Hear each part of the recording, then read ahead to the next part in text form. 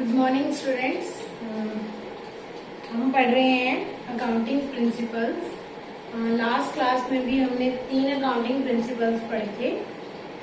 आज जो हम अकाउंटिंग प्रिंसिपल पढ़ने वाले हैं उसका नाम है कंसिस्टेंसी। हम पढ़ने वाले हैं कंसिस्टेंसी। आपने वर्ड सुना होगा कंसिस्ट रहना, कंसिस्टेंट रहना मतलब स्थिर रहना, एक चीज पर रुके रहना, एक ही चीज को लगातार फॉलो करते रहना, बोलते हैं कंसिस्टेंट। जैसे मैं कहती हूँ कि आप अपनी पढ़ाई में कंसिस्टेंट हो, मतलब आप रेगुलर पढ़ते हो। ऐसा नहीं कि एक दिन पढ़े, एक दिन कम पढ़े, एक दिन ज्यादा पढ़े, एक दिन पढ़े ही नहीं। तो कंसिस्टेंट रहना मतलब रेगुलर ही उतना पढ़ रहा हूँ, उसी तरीके से एक ही मेथड से। जैसे 5 आवर्स पढ़ाई करनी डेली, तो मैं रेगुलर डेली 5 आवर्स पढ़ने में कंसिस्टेंट हूँ। ठीक है, कोई भी काम अगर हम कंसिस्टेंटली करते हैं तो उसके रिजल्ट्स भी अच्छे आते हैं, है ना।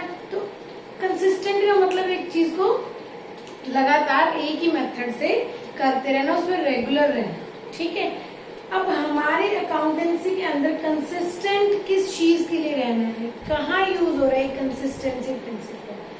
कहते हैं अगर आप अकाउंटिंग के अंदर जहां पर भी आपको किसी ट्रांजैक्शन एक्टिविटी को करने के लिए, इवेंट को रिकॉर्ड करने के लिए 2 या 2 से ज्यादा मेथड्स दिए हैं, 2 या 2 से ज्यादा मेथड दिए हैं, मतलब आप रिकॉर्ड तो करो, पर कहते 2 तरीके हैं या 3 तरीके हैं, 2 से ज्यादा तरीके हैं, 2 या 2 से ज्यादा तरीके हैं, आप कोई भी फॉलो कर सकते हो। ठीक है, एक मेथड ए है और एक मेथड बी है। तो कहते हैं आप ए या बी दोनों में से कोई भी मेथड फॉलो कर सकते हो, दोनों ही इक्वल इम्पोर्टेंट है, कोई दिक्कत नहीं है। ए मेथड फॉलो करो चाहे बी, बट प्रिंसिपल क्या कहता है, कंसिस्टेंसी या कंसिस्टेंट रहने का प्रिंसिपल क्या कहता है कि जो मेथड अगर आपने ए मेथड फर्स्ट ईयर में फॉलो किया है तो वही मेथड आप same a method he second year, third year onwards follow करेंगे। मतलब आप ए और बी दोनों में से कोई भी मेथड यूज कर सकते हो। अभी हम ये मेथड की एग्जांपल लेके चलेंगे, मैं विद एग्जांपल बताऊंगी, बट नॉर्मली हम जनरली बात कर रहे हैं कि कंसिस्टेंसी क्या कहता है, मेथड क्या होते हैं वो बाद में देखेंगे। बट हमारे पास 2 मेथड हैं। कंसिस्टेंसी कहता है कि जो मेथड आपने फर्स्ट ईयर में अप्लाई किया है काम को करने का, किसी पर्टिकुलर ट्रांजैक्शन के रिगार्डिंग 2 मेथड है आपके पास, आपने फर्स्ट मेथड फॉलो किया है फर्स्ट ईयर या किसी भी साल में जब स्टार्ट किया उसको रिकॉर्ड करना, तो कहते हैं नेक्स्ट ईयर्स जो आएंगे, फ्यूचर ईयर्स आएंगे, हर ईयर बाय ईयर आपको कंसिस्टेंट रहना है, स्थिर रहना है, ठीक है, रुके रहना है उसी मेथड में। मतलब ऐसा नहीं कर सकते हम कि हमने 2017-18 में ए मेथड लगाया, फिर मान लीजिए 18-19 आया हमने बी मेथड लगाया, 19-20 आया हमने फिर से ए मेथड लगा दिया। जी नहीं, आप जब ऑप्ट करोगे, चूज करोगे, मल्टीपल मेथड्स आपको प्रोवाइडेड हैं, किसी काम को करने की ज्यादा तरीके आपको किसी पर्टिकुलर ट्रांजैक्शन के रिगार्डिंग अकाउंटेंसी में प्रोवाइडेड हैं और सारे ही मेथड अप्रोप्रिएट हैं, गुड हैं, ओके हैं, अलाउड हैं। ठीक है, रिजल्ट्स में भी ज्यादा उससे चेंज नहीं है। ठीक है, तो आप दोनों ही मेथड लगा सकते हैं। 2 से ज्यादा है तो जितने नंबर ऑफ मेथड्स है वो सारों में से कोई भी मेथड अप्लाई कर सकते हैं। तो इस केस में आपके पास चॉइस तो है कि you can choose any of them, कि उनमें से कोई भी मेथड चूज कर सकते हैं। बट जो मेथड एक बार चूज कर लिया, ऑप्ट कर लिया, जो तरीका आपने अकाउंटेंसी की उस पर्टिकुलर ट्रांजैक्शन को करने के लिए ऑप्ट कर लिया, आप उस मेथड को चेंज नहीं करोगे। ये कहता है कंसिस्टेंसी प्रिंसिपल कि आपको क्या रहना है, उस पर कंसिस्टेंट रहना है, उस चीज में डेडिकेटेड रहना है, मतलब उस चीज में बैलेंस्ड रहना है, उस चीज को कॉन्टिन्यूस स्थिर रहना है। ऐसा नहीं कभी उस पे शिफ्ट हो गए, कभी उस पे शिफ्ट हो गए, कभी ए मेथड, कभी बी मेथड, कभी सी मेथड, वापस से फिर ए मेथड, या 2 साल ए मेथड फिर 2 साल बी मेथड। जी नहीं, every year you have to opt the same method once you have chosen the method. जो मेथड आपने एक बार चूज कर लिया, आपको उसी पे रहना है। पर दिक्कत ये है, अगर मैंने कोई मेथड चूज कर लिया, वो मेरी बुक्स में सेट नहीं आ रहा, मतलब बेटर प्रेजेंटेशन नहीं कर रहा, रिजल्ट्स मुझे लग रहा है मेरी ऑर्गेनाइजेशन के अकॉर्डिंग सही नहीं आ रहा। मेथड गलत नहीं है, मेथड जितने अकाउंटेंसी में दिए होंगे वो गुड दिए हैं आपको, बट अगर मैं कहती हूँ मेरी जैसे टाइप की ऑर्गेनाइजेशन, जैसे ऑर्गेनाइजेशन भी तो अलग होती है, एक रिटेल का बिजनेस कर रहा है, एक सर्विस का प्रोफेशन कर रहा है, सर्विस प्रोवाइड कर रहा है, ठीक है, एक डॉक्टर है वो सर्विस दे रहा है, एक सेल कीपर है क्लोथ का, एक गोल्ड ज्वेलरी का सर्विस प्रोवाइडर भी और सेल भी कर रहा है, एक फूड का ऑर्गेनाइजेशन है जो फूड प्रोवाइड करती है। तो सबके बिजनेस अलग अलग है, तो क्या सब पे सेम मेथड अप्लाई हो जाएगा? हो सकता है नहीं हो, सबके लिए एप्रोप्रिएट मेथड क्या हो, डिफरेंट हो। तो कहते हैं आपने एक बार जो मेथड चूज कर लिया वही हमेशा फॉलो करना है। पहली चॉइस आपकी, आप कौन सा मेथड यूज करते हो। दूसरी बात, इन केस मुझे लगता है ये मेथड मेरी ऑर्गेनाइजेशन के अकॉर्डिंग सेट नहीं बैठ रहा, मुझे इस मेथड को चेंज करना पड़ेगा, तो क्या मैं चेंज कर सकती हूँ? यस, हम ऑर्गेनाइजेशन में मान लीजिए मैंने ऑप्ट किया मेथड ए, ठीक है, ईयर 1 में, तो ईयर 2, ईयर 3 सब में क्या होगा, ए मेथड ही फॉलो होना चाहिए, ठीक है। बी या कोई हम कहें अदर मेथड फॉलो नहीं हो, ये कहते हैं कंसिस्टेंसी। पर इसकी एक एक्सेप्शन है। एक्सेप्शन का मतलब क्या होता है कि इस चीज में आप चेंज कर सकते हो, मतलब जो ये बात कह रहा है इसमें छूट है आपके पास। एक्सेप्शन क्या है? You can change your method, but दो कंडीशन है। एक्सेप्शन की क्या है? दो कंडीशन है, ठीक है। कितनी? दो कंडीशन। पहली कंडीशन फर्स्ट कहते हैं लॉ या अकाउंटिंग स्टैंडर्ड में चेंज, और सेकंड कहते हैं बेटर प्रेजेंटेशन। कहते हैं आप मेथड चेंज कर सकते हो। मान लीजिए चौथे साल जाके मुझे लगा कि मुझे तो ए मेथड सूट ही नहीं कर रहा, मुझे सी या डी मेथड पे जाना है। Yes, I can change, but in दोनों में से एक कंडीशन जरूर होनी चाहिए। क्या है ये दो कंडीशन, ये समझते हैं, ठीक है। कंडीशन, पहली कंडीशन क्या है? चेंज होना चाहिए लॉ में या अकाउंटिंग स्टैंडर्ड में। देखो आपने सुना होगा कि पहले जो कंपनीज एक्ट था वो चेंज हो गया, ठीक है। पहले कंपनीज एक्ट था 1956, अब भी है वो एक्ट, पर उस एक्ट में कुछ चेंजेस आ गए, अमेंडमेंट्स आ गई, जो पोर्शन उसका अमेंड हो गया उसके लिए क्या आ गया? एक्ट 2013, कंपनीज एक्ट 2013 में जाके चेंजेस आए थे, ठीक है। नया एक्ट ही आ गया था बिल्कुल उसके लिए, लॉ के लिए, कंपनीज के लिए जो लॉ फॉलो होता है। तो कहते हैं उस वजह से जो चेंज आया, कानून ही बदल गया, या अकाउंटिंग को करने के कुछ स्टैंडर्ड्स सेट किए हुए हैं। हर चीज का एक स्टैंडर्ड सेट होता है कि इस चीज को इस तरीके से करना है, तो अकाउंटेंसी को करने के स्टैंडर्ड सेट्स हैं, रूल्स सेट हैं। तो कहते हैं उनमें ही चेंज आ गया, काम करने के तरीके में ही यूनिवर्सली वो स्टैंडर्ड ही चेंज हो गया। तो ये मेथड जब मैं पुराना लॉ या स्टैंडर्ड फॉलो कर रही थी तब ये मेथड ओके था। अब लॉ में चेंज आने से अकाउंटिंग के जो स्टैंडर्ड्स सेट किए हुए हैं, एक स्टैंडर्ड लेवल सेट किया हुआ है, उसमें चेंज आ गया, तो मेरा ये मेथड इनएप्रोप्रिएट हो गया। इनएप्रोप्रिएट मतलब काम का नहीं रहा। तो उस केस में मुझे अलाउ है, कंसिस्टेंसी कहते हैं कि अगर लॉ में या अकाउंटिंग स्टैंडर्ड में चेंज आ गया तो आप अपने पुराने ऑप्टेड मेथड से शिफ्ट हो सकते हो, अदरवाइज आप शिफ्ट नहीं होगे। अकाउंटेंसी कहती है आपको वही मेथड फॉलो करना पड़ेगा। दूसरा कारण क्या हो सकता है? अगर आप ये प्रूव कर देंगे कि जो पुराना मेथड था, लॉ में चेंज नहीं आया, स्टैंडर्ड में चेंज नहीं आया, आप प्रूव कर देते हैं कि जो मेरा पुराना मेथड था उससे जब मैं नए मेथड पे जाती हूँ तो मेरी बुक्स की जो प्रेजेंटेशन है, जो आपने बैलेंस शीट बनाई है, जो आपने P&L बनाया है, जो नोट्स टू अकाउंट्स में डिस्क्लोजर दी, वो बेटर हो रहे हैं।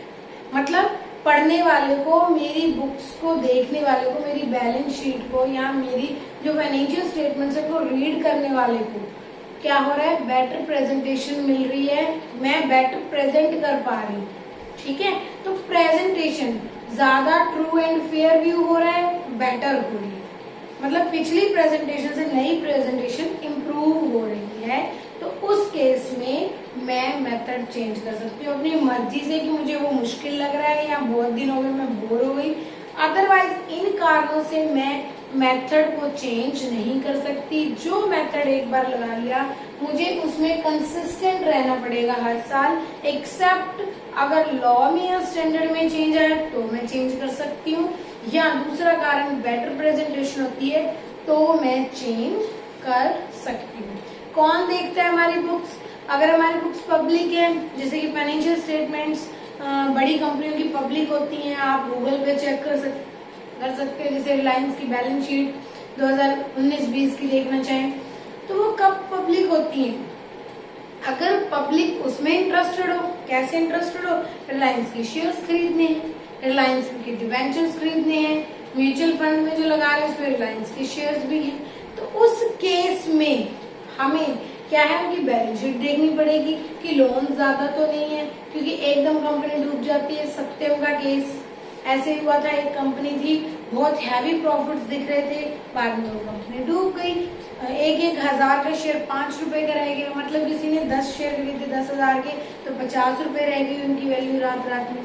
तो इसीलिए हम किसी कंपनी में पैसा लगाते हैं तो हम पहले उसकी क्या देखते हैं, फाइनेंशियल पोजीशन। अब हमारी फाइनेंशियल पोजीशन जो प्रेजेंट करी है हमने वो बेटर हो रही है तो मेथड चेंज कर रहे हैं, ठीक है, और यहाँ लॉ की वजह से मेथड चेंज कर रहे हैं तो अलाउड है, अदरवाइज हमें वही मेथड फॉलो करना पड़ेगा। दूसरी चीज, अगर हम चेंज करते हैं हमें कौन रोकने वाला है, जो ऑडिटर्स होते हैं, सीएस होते हैं जो ऑडिट करते हैं, चार्टर्ड अकाउंटेंट्स, वो कंपनीज की फर्म्स की वही ऑथराइज्ड होते हैं सिर्फ ऑडिट करने के लिए। वो साइन कब करेगा, वो साइन करेगा आपकी बैलेंस शीट ऑथेंटिकेटेड है, कोई इस पे शक नहीं है। वो साइन कब करेगा, वो साइन तब करेगा जब वो देखेगा कि आपने सब कुछ प्रॉपर अकाउंटिंग के अकॉर्डिंग किया है, इसमें कुछ गड़बड़ नहीं है, झूठ नहीं है, प्रॉपर स्टैंडर्ड्स को फॉलो किया है, अकाउंटिंग स्टैंडर्ड्स की जगह अब इंड एस और IFRS आ गए हैं, ठीक है।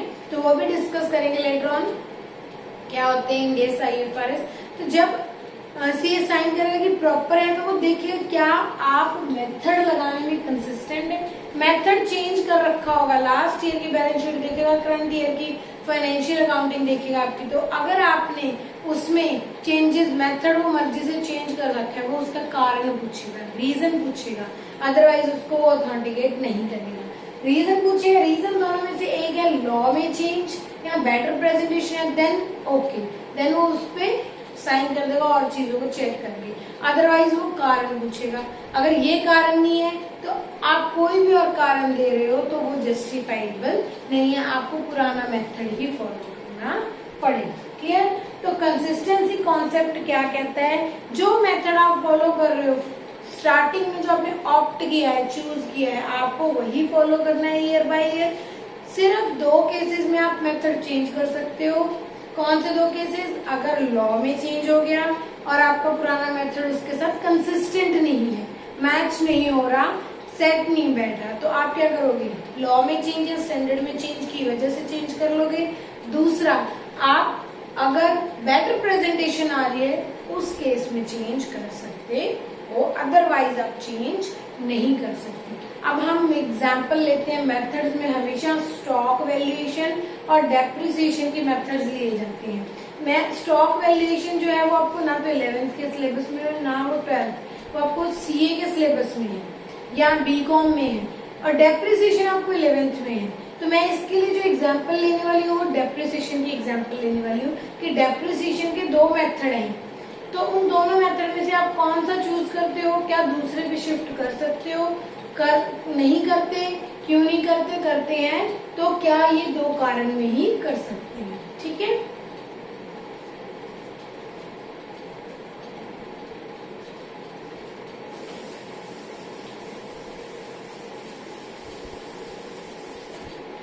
हाँ जी, बिल्कुल शॉर्ट में ओवरव्यू लेते हैं। जैसे मैं जो प्रैक्टिकल एग्जांपल बता रही हूँ इस चैप्टर का पार्ट नहीं है, बट ये एक डेप्रिसिएशन चैप्टर का पार्ट है, हम अंडरस्टैंडिंग के लिए एग्जांपल करते हैं। डेप्रिसिएशन हमने पढ़ा था 3 वजह से होती है बेटा। जब हमने चैप्टर अकाउंटिंग इक्वेशन पढ़ा था तो हमने कहा था एसेट की वैल्यू में गिरावट को डेप्रिसिएशन कहते हैं। कौन सी एसेट की वैल्यू में? फिक्स्ड एसेट की वैल्यू में गिरावट आने को डेप्रिसिएशन कहा जाता है। अब जो आप लेस करते हो उसकी वैल्यू वो कैसे कैलकुलेट करते हैं? हमने कहा 10,000 डेप्रिसिएशन लगा दो, 10% डेप्रिसिएशन लगा दो, तो कैसे कैलकुलेट करते हैं? उसके 2 मेथड होते हैं, नंबर ऑफ मेथड होते हैं, 8 मेथड होते हैं, पर हमें प्राइमरीली जो फेमस 2 मेथड है वो पढ़ लेते हैं। एक का नाम होता है WDV और एक का होता है एक्सेल। ये होता है स्ट्रेट लाइन मेथड, ये होता है रिटन डाउन वैल्यू मेथड। ठीक है, मान लीजिए 10% रेट है आपका दोनों ही केस में कि आप अपनी 1 लाख की एसेट को कितना कम करोगे हर साल? 10%, उसका 10वां हिस्सा यूज करोगे। स्ट्रेट लाइन मेथड कहते हैं एक ही लाइन में चलो, एक बार निकाल लो 1 लाख का 10% कितना है, कितना होता है? 10,000। तो आपका मान लीजिए ईयर 1 है, ईयर 2 है, ईयर 3 है, ईयर 4 है। पहले साल कितनी डेप्रिसिएशन लगेगी? 1 लाख का 10% 10,000। दूसरे साल फिर से 1 लाख का 10% 10,000। तीसरे साल में 1 लाख का 10% 10,000 और चौथे साल में 1 लाख का। इस तरह से आप क्या करोगे? 10 सालों में आपकी एसेट खत्म हो जाएगी। ठीक, यहाँ आपकी एसेट कितने की रह गई? 90,000 की। यहाँ बैलेंस कितना रह गया? 80,000। यहाँ कितनी रह गई एसेट? 70,000 की। यहाँ 60,000। ऐसे आपकी एसेट हर साल 10,000 की यूज होती जा रही है स्ट्रेट लाइन। जैसे आप चार्ट बनाओगे ना तो यहाँ 10,000 लिखा, यहाँ 10,000 लिखा हुआ है, ईयर 1 2 3 4 ऐसे ईयर है, तो हर बार यहाँ पॉइंट्स आएंगे तो क्या बन गई? स्ट्रेट लाइन बन गई चार्ट में। तो इसीलिए इस मेथड को क्या कहते हैं? आप एक ही लाइन में घटाते जा रहे हो वैल्यू, हर साल फिक्स अमाउंट 10,000। एक तरीका तो ये है। तरीके का मतलब यहाँ कैलकुलेशन के मेथड्स में चेंज है, डेप्रिसिएशन का डबल इफेक्ट सेम ही रहता है। एक तरफ आपकी एसेट कम हो जाती है, दूसरी तरफ ये आपका लॉस है कैपिटल को कम कर देता है। जो डेप्रिसिएशन का ट्रांजैक्शन का डबल इफेक्ट है वो हरदम सेम ही रहेगा, चाहे आप ये मेथड लगा रहे हो चाहे आप ये।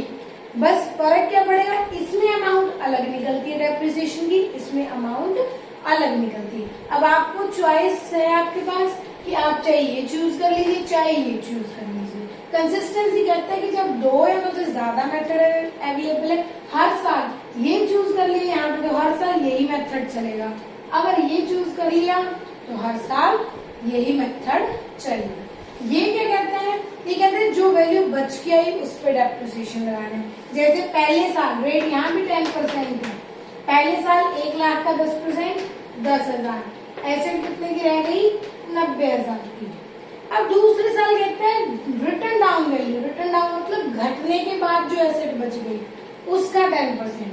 अगले साल कितनी डेप्रिसिएशन? 9,000, एसेट कितने की रहेगी? 81,000। उससे अगले साल 8100 लेस कर दो, एसेट कितने की रह जाएगी? 8,000 हटाया 72,900। ठीक है, फिर उस पे 7290। इस तरह से अमाउंट गिरती जाएगी। इसमें सेम अमाउंट है, इसमें अमाउंट अलग है। ये 2 मेथड है कैलकुलेट करने के, रिटर्न डाउन वैल्यू, एक्सेल। आपको इस चैप्टर में इस प्रैक्टिकल पार्ट में क्वेश्चन नहीं पूछा जाएगा, आपसे इस पे थ्योरी में पूछा जाएगा what does consistency principle says. ठीक है, तो आपको एग्जांपल देनी होगी तो आप कहोगे कि डेप्रिसिएशन एक तो WDV मेथड से लगती है और एक SLM से। हमारे पास चॉइस है कि हम कोई भी एक मेथड चूज कर सकते हैं, but once one method opted can not be changed unless, एक बार जो मेथड चूज कर लिया वो चेंज नहीं कर सकते अनलेस, कब तक? अगर इफ चेंज इन लॉ आता है या बेटर प्रेजेंटेशन होती है तब चेंज कर सकते हैं, otherwise we can not change once opted method as per consistency concept. Clear? ऐसे स्टॉक के लिफो, विफो, वेटेड एवरेज ये मेथड्स होते हैं। तो किसी चीज की अमाउंट को कैलकुलेट करने की अलग अलग मेथड चॉइसेस हैं, तो आप कोई भी मेथड चूज कर सकते हो as per your organisation type. ठीक है, आपकी ऑर्गेनाइजेशन की जो टाइप है, एक बार जो चूज कर लिया चेंज नहीं कर सकते, चेंज करेंगे तो 2 जो रीजन है जो एक्सेप्शन है उनमें से एक में फॉल करना चाहिए, अदरवाइज वही मेथड फॉलो होगा। क्लियर? हम एक कॉन्सेप्ट पढ़ चुके हैं, कंसिस्टेंसी कॉन्सेप्ट। आप नोट्स में से रीड करोगे तो आप देखोगे एग्जाम्पल के साथ जो मैंने आपको बातें बताई है मौसम में लिखा हुआ। ओके, नेक्स्ट कॉन्सेप्ट है हमारा एक्रूअल। नेक्स्ट कॉन्सेप्ट में चलते हैं, दैट इज एक्रूअल। आपने एक वर्ड सुना होगा एक्रूड इनकम, सुना हुआ है एक्रूड इनकम, मैंने पढ़ाया था आपको। हाँ जी, एक्रूल हमने पढ़ा था एक्रूड इनकम। एक्रूड इनकम पढ़ रखा है हमने। एक्रूड इनकम क्या होती है? इनकम ड्यू होगी बट रिसीव नहीं होगी, ठीक है। यहाँ एक्रूल का मतलब भी यही है, किसी चीज का टाइम के साथ ड्यू हो जाना। एक्रूल प्रिंसिपल कहता है कि आप अकाउंटिंग जब करोगे, देखो दो बेसिस होते हैं, एक कैश बेसिस होता है, एक एक्रूल बेसिस। जो प्रोफेशनल्स होते हैं जैसे doctors, lawyers, chartered accountant, CEOs हो गए, ठीक है, ये कैश बेसिस फॉलो करते हैं मोस्टली। कैश बेसिस मतलब कि मान लीजिए मैंने एक फॉर्म का ऑडिट किया, मुझे 70,000 उनके साथ फिक्स हुआ, उन्होंने मुझे 60,000 पे कर दिया इस साल, ठीक है, 10,000 बच गया। अब तक हम जो पढ़ते हैं एक्रूअल सिस्टम, वो तो क्या कहता है आपकी इनकम कितनी है इस साल की 70,000, उसमें से 60,000 आपको कैश रिसीव होगा और 10,000 क्या होगी आपकी एक्रूड इनकम होगी। बट जब कोई एक्रूअल सिस्टम फॉलो करेगा तब ये बात है कि मेरी जो इस साल से रिलेटेड इनकम है, मैं क्या करती हूँ, अकाउंटिंग इक्वेशन जो होती है asset is equals to capital plus liabilities, asset side क्या करती हूँ, इनकम 70,000 हुई, कैपिटल बढ़ा दी 70,000, बदले में 60,000 कैश मिला तो कैश बढ़ा दिया, और बाकी 10,000 क्या हो गई एक्रूड इनकम। तो एक नई एसेट आ गई बुक्स में एक्रूड इनकम, ठीक है, एक्रूड इनकम या एक्रूड फीस, जो भी मेरी इनकम का नाम है, ठीक है। तो वो हो गया एक्रूअल सिस्टम, ड्यू बेसिस। जब आपने किसी चीज को इनकर कर लिया, कमा लिया, अर्न कर लिया, तो वो आपकी इनकम बन गई, वेदर कैश इज रिसीव्ड और नॉट। इंपॉर्टेंट लाइन क्या है, when income is earned will be recorded as income whether cash is received or not।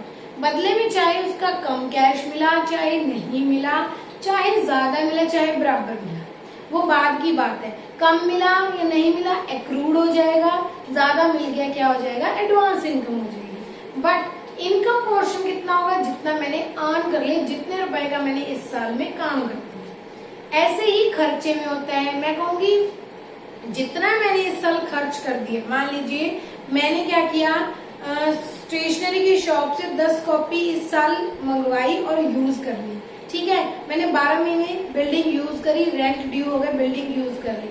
अब डिपेंड करता है, मैंने कैश दोनों को पे नहीं किया, तो क्या मेरा इस साल कोई खर्चा नहीं हुआ? जी नहीं, दोनों ही खर्चे क्या है आउटस्टैंडिंग, बट खर्चा तो हो गया, इस साल के खर्चों में तो गिना जाएगा। उसके डबल इफेक्ट में कैश पे नहीं हुआ तो क्या हो गए वो आउटस्टैंडिंग, ठीक है। तो ये होता है एक्रूअल सिस्टम। कैश सिस्टम क्या होता है, वापस चलते हैं मेरे एग्जांपल पे, मैंने 70,000 फीस कोट करी थी और मुझे 60,000 उन्होंने इस साल पे कर दिए, कहा मैडम 10,000 आपको नेक्स्ट मंथ अप्रैल में जो मेरा नेक्स्ट फाइनेंशियल ईयर होगा वहां पे कर देंगे। मैंने कहा ओके ठीक है। अब जो 60,000 है, क्या मेरी इनकम 70,000 है या 60,000 है?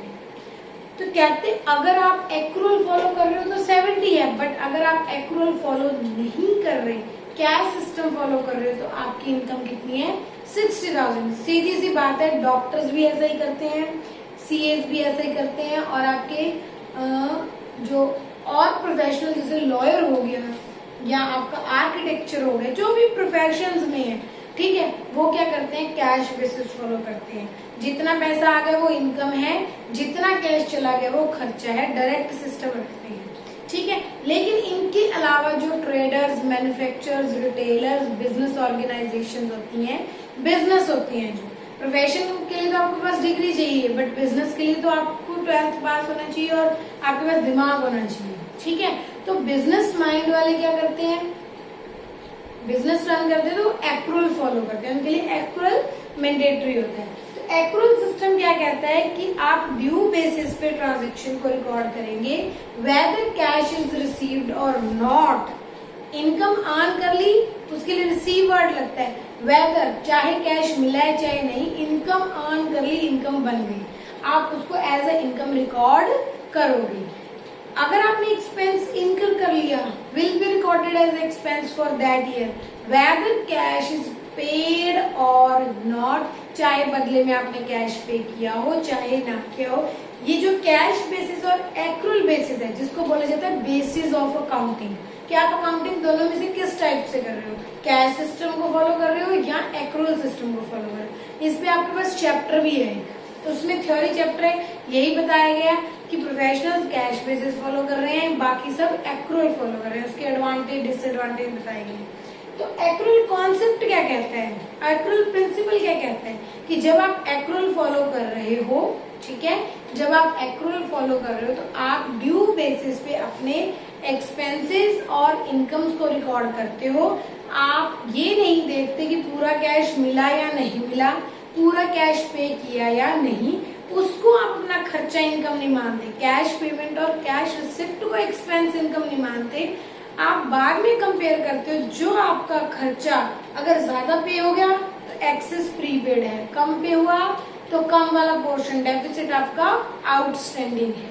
ऐसे इनकम रिसीव होने में ज्यादा रिसीव हो गई, एडवांस हो गई, कम रिसीव हुई, एक्रूड हो गई। पर आप इनकम और एक्सपेंस का जो इफेक्ट लेते हो, दो इफेक्ट लेते हैं, जो इनकम और एक्सपेंस का इफेक्ट लेते हो उसमें आप ये देखते हो कि कितना इनकर हो गया एक्सपेंस और कितनी इनकम अर्न हो गई, ठीक है। तो मैं एग्जांपल में बताती हूँ, जैसे अगर आप एक्रूअल फॉलो कर रहे हो तो अगर आपका एक्सपेंस रेंट आपका, या मान लीजिए कोई भी एक्सपेंस 1000 पर मंथ है, ठीक है, तो आपका एक साल का ईयर का एक्सपेंस कितना हो गया, 12,000 होल ईयर के लिए हो गया। अगर आपका पेड उसमें से 11,000 है तो मैं एक्रूअल के अकॉर्डिंग एक्सपेंस कितना मानूंगी, ये मेरा एक्सपेंस माना जाएगा। ऐसे ही इनकम में चाहे पेड 11 हुए चाहे 13,000 या 14,000 पेड, तब भी मेरा एक्सपेंस कितना माना जाएगा, 12। डेफिसिट आपका आउटस्टैंडिंग है, एक्सेस आपका प्रीपेड है। एक्सपेंस आप एक्रूअल के अकॉर्डिंग 12 ही मानोगे, जो एक्रू हो गया ड्यू हो गया। इनकम आपकी मान लीजिए 15,000 पर ईयर है, पर एनम है, ठीक है, 15,000 आपकी इनकम है, बट आपने रिसीव करी है 13,000 या कह लीजिए 17,000, पर मेरी इनकम कितनी मानी जाएगी, 15,000 मानी जाएगी, चाहे मैंने ज्यादा रिसीव कर ली और चाहे मुझे कम रिसीव हुई है। कैश कम या ज्यादा होता है तो क्या कॉन्सेप्ट सामने आ जाएंगे, prepaid, outstanding, accrued, advance, but मेरी इनकम चेंज नहीं होगी।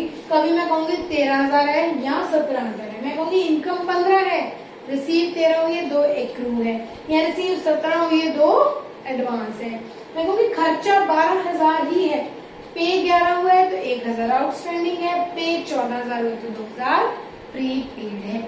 यही है हमारा एक्रूअल सिस्टम। अब जो हमने एक गोइंग कंसर्न पढ़ा था, आज हमने एक कंसिस्टेंसी पढ़ा है और ये एक्रूअल पढ़ा है।